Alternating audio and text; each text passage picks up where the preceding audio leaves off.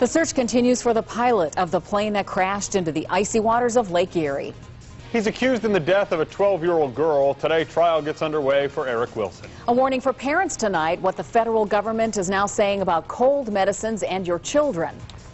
Are you ready for the Arctic plunge? It's in my Power of 5 weekend forecast coming up. Now in high definition from News Channel 5, this is Live on 5.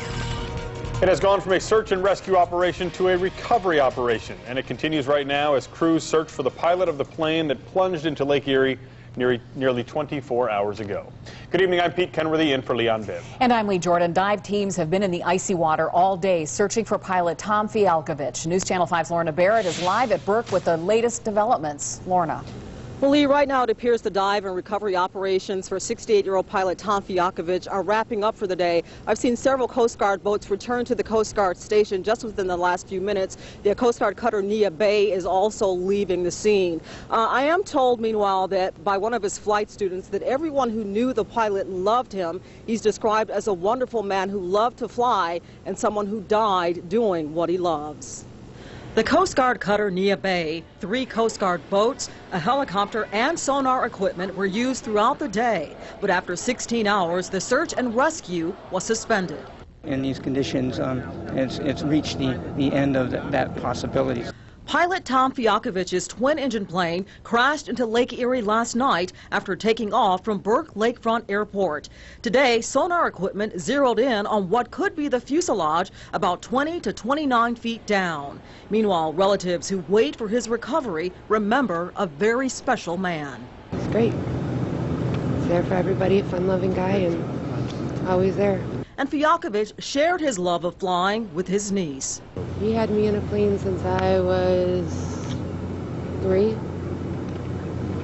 It's like his love of his life was to fly.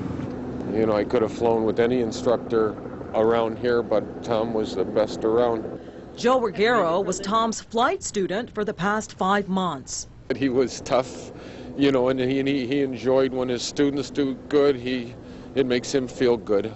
I did my darnest to make him proud.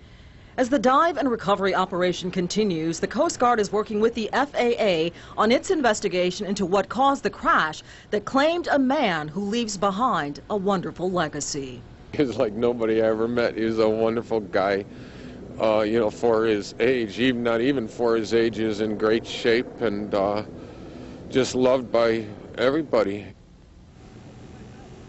Live now back on the scene. You can see another boat is still out on the water as the dive and recovery operations continue. Now, Fialkovich was headed to Niagara Falls when his plane crashed. It was part of the Atheris Aviation Group, an aircraft charter company based here in Cleveland. And just a short while ago, the owner released this statement saying that our thoughts and our prayers are with the family of the pilot, and we continue to provide any and all requested assistance to the various authorities in this search efforts.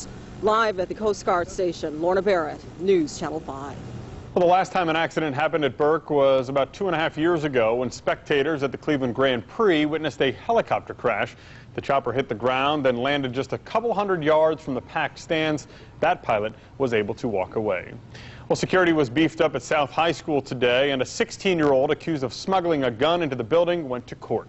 News Channel 5's Deborah Lee talked with the chief of safety and security for the schools today. Deb. Well, the boy says he didn't do it, but he's accused of bringing a gun into South High School here yesterday and showing it off to some classmates. Now, the chief of security, Lester Folt, says no one was threatened during the incident. Nevertheless, it is a serious problem for the school district and for the boy. You have found yourself in a very serious case here. This 16-year-old is charged with carrying a concealed weapon and possession of a deadly weapon in a school safety zone.